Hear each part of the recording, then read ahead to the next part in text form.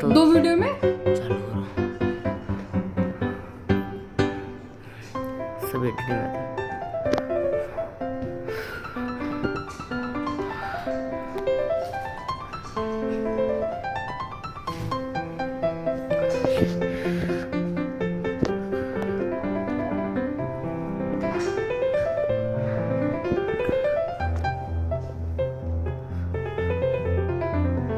Instruction ऊपर ऊपर करके बताऊँ मैं इसे।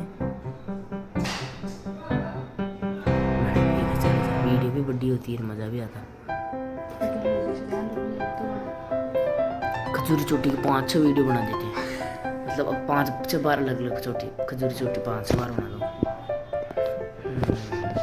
वाह यार, चाची के बाल चंगे हैं, इतने बड़े बड़े। तो इतनी तारीफ मेरी तो नहीं करता। चाची के बाल बड़े हैं, जब बता रहा हूँ तो आपके तो ना इतने बड़े। और चोटी भी मस्त बनी है, वीडियो बनाए हैं जब तो, है ना जी, सफाई से बनी है। Thank you so much. आप